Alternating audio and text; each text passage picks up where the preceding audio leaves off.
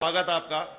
मेरा एक छोटा सा सवाल से पहले थोड़ा सा एक हमारे भी गुरु ग्रंथ साहब के अंदर गुरु नानक साहब ने पूरी दुनिया का चक्कर लगाया, जिसके अंदर मक्का मदीना भी शामिल है।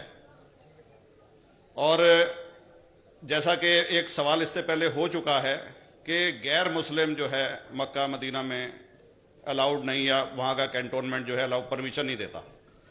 मगर ये तो तय है, आप मानते हैं, इस्लाम मानता है, हम मानते हैं, हमारे ग्रंथों के अंदर दर्ज है। गुरु नानक साहब के दो चेले थे, एक बाला और एक मर्दाना, एक हिंदू और एक मुस्लिम। मर्दाना की बहुत ख्वाहिश थी कि मुसलमान जब तक पूरा मुसलमान नहीं कहलाने का हकदार, जब तक कि वो काबा का दर्शन ना कराए, तो गुरु नानक साहब उसको लेके और काबा गए। हमारे ग्रंथ के अंदर जो दर्ज है कि जब वो वहाँ पहुँचे, उन दिनों बहुत लंबा ये किस्सा है, 1 साल लगता था, और वो रूट सारा उसका वर्णन है। और वहाँ जब मक्का जो मस्जिद के बाहर साथ ही एक दीवार थी, जहाँ पर के भारत के जो मुसलमान दर्शन करने जाते थे काबा के, वो उनको वहाँ ठहराया जाता था। वहाँ की देखभाल जो करता था वो मुल्ला जीवन करता था। जब गुरु नानक साहब अपने चेलों के साथ में वहाँ पर पड़े थे, तो सुबह जब मुल्ला जीवन वहाँ की सफाई करने के लिए आया, तो उसने देखा गुरु नानक साहब के जो पैर थे वो काबा की तरफ थे। वो गुस्से में चिल्लाया कि ये कौन काफिर है जो कि काबा की तरफ पैर करके पड़ा है, और उसने गुस्से के अंदर आके उनके पैरों को झटका दिया, दूसरी तरफ किया। तो हमारे ग्रंथ के अंदर दर्ज जो किस्सा है उसके अंदर यह है कि काबा भी उस समय हिल गया। जिधर गुरु नानक के पैर जाते थे काबा उधर मुड़ता था। तो वो जोर से चिल्लाया, ये कोई हजरत है, ये कोई औलिया है। तो उस समय के जो काजी थे मक्का के, काजी रुकनुद्दीन साहब थे, और शाह शरफ, कई हस्तियों के नाम हैं उसमें। तो मैं ये जानना चाहता हूं कि ये वर्जन को आप मतलब एग्री करते हैं, और करते हैं तो इसका हमारे मुस्लिम ग्रंथों के अंदर किस तरीके से उल्लेख है, ये कृपया बताएं। भाई साहब ने एक सवाल पूछा अपने गुरु ग्रंथ साहिब के मुतालिक, और अल्हम्दुलिल्लाह मैं भी गुरु ग्रंथ साहिब पढ़ चुका हूं। और जिस तरीके से, क्योंकि वक्त मुख्तसर सा होने की वजह से मुझे वक्त नहीं मिला कि गुरु ग्रंथ को भी कोट करूं।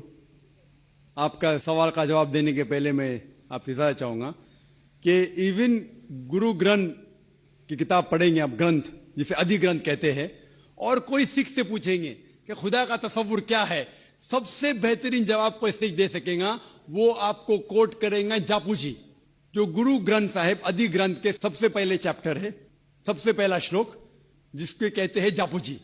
इसके मानी है कि God is true, he is only one, he is not begotten and is free from fear and want. क्योंकि मैंने अंग्रेजी में पढ़ा हूं, इसलिए मैं अंग्रेजी में उसे कह रहा हूं कि खुदा एक ही है, वो हक है, और वो ना किसी को जना है ना किसी को जनेगा, और वो इमॉर्टल है, ना कभी मर सकता है। और इसको सिखिज्म में जो खुदा को कहते हैं Omkara, in manifest form he is Omkara, and unmanifest form he is एक ओमकारा। और कई इसके एट्रीब्यूट्स है, मिसाल के तौर पे परवरदिगार, अकल, और उसे रहीम कहा गया है, Wahe Guru as one God कहा गया है, और it is strictly against idol worship and अवतारवादा। भाई साहब का सवाल था कि उनने ग्रंथ में पढ़ा कि गुरु नानक साहब मक्का के, और उनका पैर काबा की तरफ था, और कोई मौलवी ने पैर को हिलाए और काबा हिल गया। क्योंकि ये age of science and technology है, अगर कोई चीज जो किताब हजारों साल पहले लिखी गई है, 10,000 साल या 4,000 साल, तो शायद उसके बारे में हिस्टोरिकल रिकॉर्ड मिलना मुश्किल है। हालांकि इवन जीसस क्राइस्ट के बारे में 2000 साल हिस्टोरिकल रिकॉर्ड है।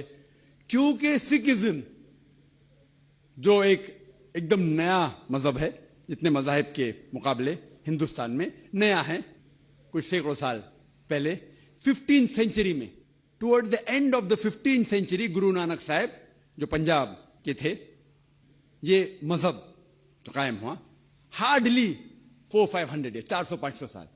और अगर ये मान लो, सपोज मिसाल के तौर पे मान लो, मैं क्यों कह रहा हूं कि मैं नहीं चाहता हूं किसी को बुरा लगे, मान लो ये सच है, मान लो अगर 400-500 साल पहले अगर ये होता था कि काबा इधर से उधर हिल जाता था, तो हिस्टोरिकल रिकॉर्ड में बिल्कुल लिखा होता था। और कई हिस्टोरिकल रिकॉर्ड में ये नहीं कि काबा हिला इधर उधर, कई हिस्टोरिकल रिकॉर्ड आप देखेंगे। हिस्ट्री इतनी अल्हम्दुलिल्लाह 800 900 साल पहले, 1000 साल पहले जो मुगल ने किए, बिल्कुल लिखा हुआ हिस्टोरिकल रिकॉर्ड में। तो ये कहना कि गुरु नानक साहब वहां गए और काबा हिल गया, ये बिल्कुल साइंस के खिलाफ है, क्योंकि साइंस में कोई भी रिकॉर्ड नहीं है, वहां के देश के रिकॉर्ड में कहीं भी नहीं कि काबा हिला। तो इसलिए हम कहते हैं कि हो सकता है ये गलती से किसने लिखा होगा। न कई किस्से कहानी ये मैं तस्लीम करता हूं कि गुरु ग्रंथ साहिब में कई चीजें सही है, हक की बात है, लेकिन ये तस्लीम करना कि काबा हिल गया, ये बिल्कुल साइंस के भी खिलाफ है, साइंस के खिलाफ है। और इस्लाम में भी ये नहीं है। लेकिन ये